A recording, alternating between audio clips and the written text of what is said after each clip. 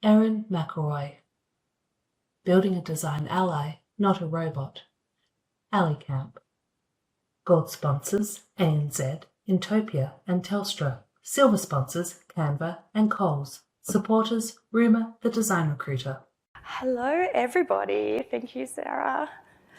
This is my first time speaking at a conference up on the stage and I'm so glad that it's, thank you.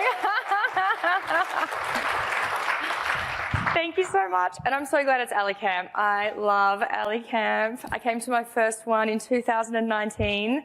I was a UX designer, learning about accessibility, and I never imagined that I'd be up here on stage 6 years later talking about how I'm using AI at Canva to scale accessibility support for design and research. I have no engineering background, FYI. And if any of you don't know what Canva is a visual communication company, and we are on a mission to empower the world to design. So obviously that includes folks with disabilities. Today, I'm the lead product designer in the continuous accessibility team. And we have two other accessibility teams that are building features in Canva, more inclusive features in Canva. And we currently have over 5,000 employees. And if you are looking at joining Canva, we are hiring at the moment for a staff engineer. So look it up on LinkedIn. April this year, I told a teammate that I didn't want to become an AI expert. And we were talking about the future of our careers with all of this AI business happening. And I wasn't convinced that AI was going to help me in my job and help me be better at my job. The next day, that same mate showed me how easy it was to build a custom GPT. And a useful custom GPT. And the results were pretty good. So my mindset started to change and I started to see some of the possibilities of how we could use AI at Canva. But before I dive into the AI experiments that I've been working on, I'll be talking about a couple of different types of AI today. And the first one is generative. So we're talking about generating text like accessibility advice. Conversational AI, where answers are delivered through chat and in conversation. Perceptual, where AI is analysing something like an image and then giving contextual guidance. And predictive, where AI is guiding next steps. And all of this work is literally happening right now. Nothing is finished, nothing is completely done. It's all a work in progress. There is so much I want to do. Like, I just wish I had 6 computers lined up that I could just be putting commands in. And I just feel like I'm working so fast. So if you have any feedback on how I could do any of this better, or if you're tackling similar problems in a different way, I would really love to hear from you. So the 3 interesting experiments I'm going to share are 1, a custom GPT, 2, a Chrome extension that I built in Cursor, and an AI-powered workflow that is going to help us scale accessibility research at Canva, also built in Cursor. The custom GPT, we've been calling Little Ally internally, and that's just the fun project name for now, so it will have a grown-up name soon. I think it's kind of cute. And just a disclaimer, when I say designers, like supporting designers, etc., I'm talking about designers that work for Canva, so like product designers that are building and designing Canva, digital designers, etc. So my first experiment with a custom GPT, I was very curious and definitely very overconfident because I was so impressed by the results and the responses we were getting. And I definitely had a few moments where I was like, whoa, am I building myself out of a job here? But obviously, if I solve all of the accessibility problems at Canva, then that's a win. So that would be great. But I was too hopeful and I was too overconfident, and it's not going to solve all of our problems. So we know that it's going to be very helpful. It's a lot of power. But humans, don't worry, we are all an integral part of the solution. So the problems we set out to solve with the custom GPT is that We've got, I think, like over 400 designers at Canva, and although we've got about 20 people dedicated to accessibility at Canva in those 3 teams, we only have 2 product designers. And, we want to be able to support them all. And we know everyone agrees that accessibility matters. That's not an argument. But starting can be really hard. And as we all know, when you first get into accessibility, it's hard to know what you don't know or where to start. The guides, WCAG, it's complex. How did you all feel when you first started reading WCAG and getting into accessibility? It's very overwhelming.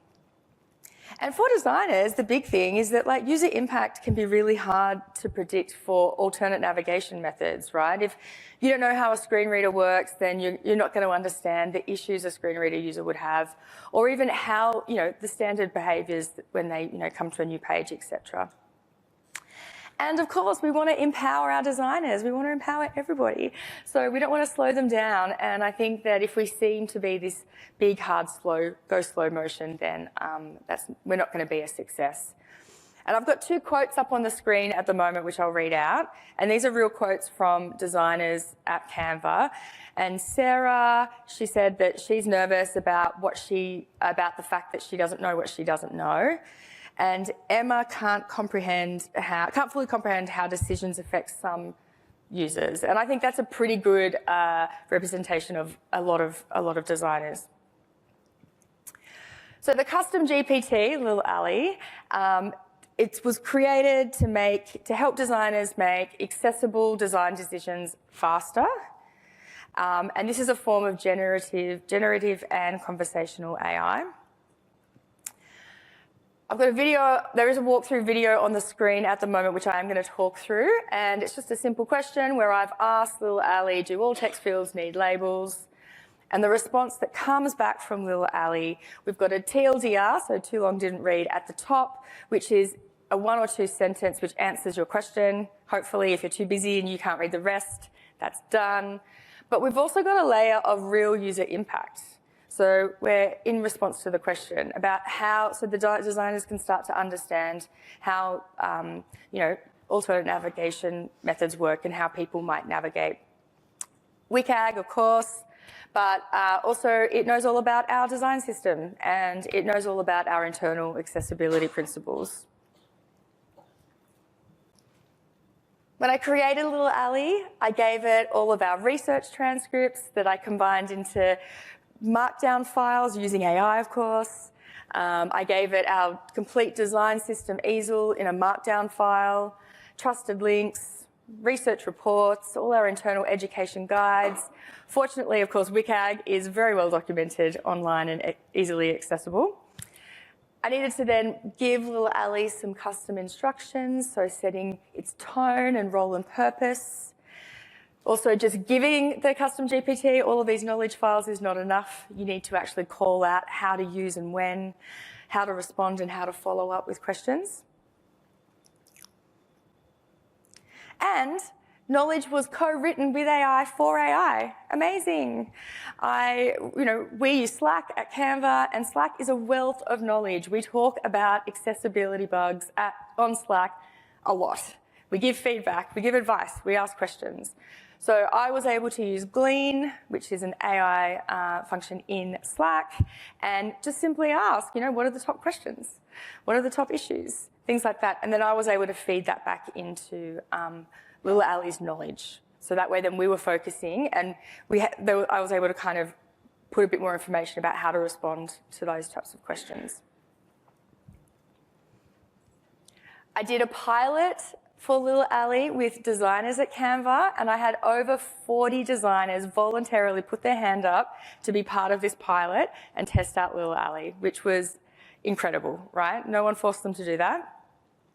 I really wanted to understand how designers might use the custom GPT. I went pretty broad about what they could do with it. I didn't really specify it's just for these types of questions. Of course, I wanted to know what worked and what didn't. How designers would prefer to interact with this type of support. And most importantly, of course, whether or not designers received actionable guidance and that made them feel more confident in making decisions. What went well? Look, the format of and the different layers of the responses was very well received. TLDRs are very Canva. We do these kind of like one sentence to very fast moving environment. So that really fit in the way that we work. The user impact, people loved it, right? Being able to see why, like in that example of labels for form fields, people love to understand why we go on about it, right? Like what the actual impact is. And in the responses, because I've also included in the knowledge for Little Ali, look, it knows about our audit, the bugs that were picked up in our audit. So it actually references, this is a common issue at Canva. We had lots of these issues in our last audit. Don't fall in that trap, right? Also, giving Little Ali accessibility bugs in Jira tickets and then saying, what do I do with this? So good. And that was actually really good for me as a subject matter expert because I'm content switching, I'm going through long Slack lists. It just really sped up that jumping between different topics. So I could see how Little Ali is going to help reduce some of our subject matter expert bottlenecks. What didn't go well? When I first created Little Ali, the dream was that real user impact was going to be a couple of really cool verbatim quotes from our research, right, about Canva. How good would that be, right? Like we actually had someone say this about this interaction. But if any of you played around with LLMs and direct quotes, there was actually someone in the news recently, I won't say, but it's not very good at giving direct quotes, right? So at first they looked so good, they were in context of the question. It was so impressive, so educational, right? Real quotes are so powerful. But looking into it a little bit further, not all of them were verbatim. Some of them were indicative of the research or representative, which of course is not a quote. We needed a bridge from designers to Little Ali. It wasn't enough of a help, right? And knowledge varies across the teams. And I was also really quite surprised that some designers asked questions that I never expected, which meant that I didn't train Little Ali to answer those questions in the way I wanted to, right? So people were wanting to get in, and because it knows all about our design system, it would recommend based on our design system and previous problems. And people were wanting to get into code advice. I'm like, whoa, no. Like this isn't, like we're not getting into code advice. And there's a few other things like, writing and preparing research plans and stuff like that. We want a human from the accessibility team to be involved in that stuff. So we needed more guardrails to make sure that Little Ali wasn't trying to do things it wasn't supposed to be doing. If I were to do all of this again, so some advice, if any of you want to play around with a custom GPT, I would tighten the scope and focus on the basics. I went too broad, and it probably actually created a lot more work for me. So I think that if I just focused on the basic requirements that we're asking designers to do at the moment, and of course, we've got like a design checklist, we've got like a one-pager, we've got like a checklist that teams are using in their test parties to include accessibility testing. So those are the basics. Let's get those right first, and then don't try and answer questions about other things. And I wish that I'd used ChatGPT as a thought partner rather than just to create the tool, right? And this is something I learned a little bit longer in this journey. And if I just had the conversation with ChatGPT and you could do this and just be like, hey, I want to create a custom GPT for this problem, here's a bit about the problem, and here's maybe a couple of files for some context. How do you think I should go about this? And then have a jam with AI. And then you could even say, talk me through how I do it. And then it will talk you through how to do it. And you might actually end up with a different solution than you probably thought you might do. So after seeing how helpful Little Ali could be, we wanted to bring that same guidance but directly to designers in their workflow. And like I said, I could feel we needed that bridge from designers to the Chrome extension. And we still want to really like not slow them down. We want to be right in there. So the next experiment was a Chrome extension that I built in Cursor. Remember, I don't have an engineering background. But I'm very lucky at Canva. We had a whole week in July where we were able to explore AI tools. And we had, folks from big AI companies come out and teach us. And we've got an incredible creative tech team. So grateful for them. They've taught me so much and supported me. And the creative tech team put on vibe coding course with Cursor. So that's the first time I vibe coded with Cursor. And if any of you aren't sure what Cursor is a code editor that allows you to edit code with AI. So you don't need to write it, it writes the code for you. And vibe coding is, of course, writing code without actually writing the code and using AI. But this was wild, right? Like, I'm like, oh my goodness, I can build stuff. This just felt like so far out of what I ever imagined. And I felt instantly that I could solve more problems, even if by limiting the scope of what the tool was going to do. And meet designers where they work. I've seen a few people have said that line today, yeah, and I'm like, that's in my presentation. Meet designers where they work, stay in the flow, so it's really embedding deep into what they're doing. Improve those basics, and of course, continue to reference our design system and principles. And there's another quote on the screen from another designer, Faria, and she suggested something like a Figma Alley plugin, but it being our version, and it being talking about Canva, right? And how we work at Canva. And it's very different. The last accessibility team that I worked in, very different accessibility problems and requirements. So meeting designers where they are, with the screen, with the browser, with the Chrome extension, they can take a screenshot, and then AI will deliver some in-context, AI-powered advice and feedback on the UI, but also posting to Slack. And the benefit of it posting to Slack is that then we are creating more data for AI to consume, right? So Slack is, we've got people searching for things, but we're also using Glean to collect information. So this gives us a lot of opportunities to start building up more information that we can call on later. The tool also does, I'm sure most of you have played with bookmarklets, where you can highlight the alt text and headings, etc., on a web page. So I'm doing that as well. But I'm also playing around with how I can help designers annotate designs and be the bridge to Little Alley. This one's generative and perceptual. I used Cursor as a thought partner. So one of the questions that I asked it was, I wanted to check if our most common issues at Canva are going to be picked up in this analysis, and what's the best way to do that.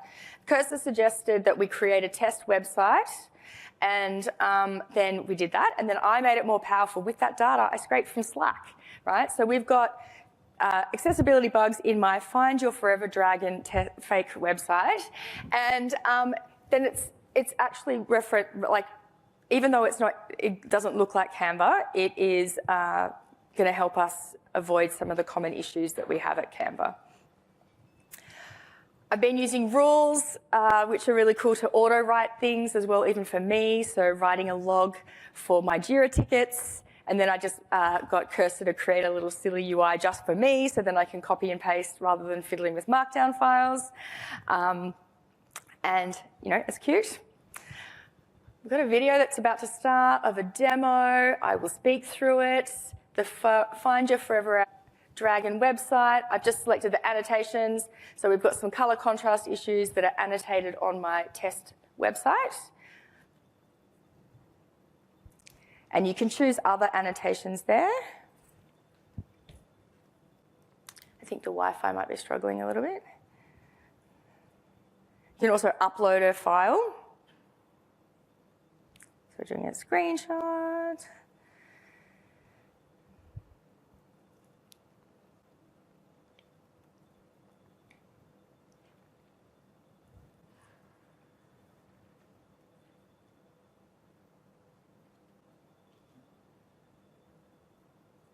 The Wi-Fi is really struggling.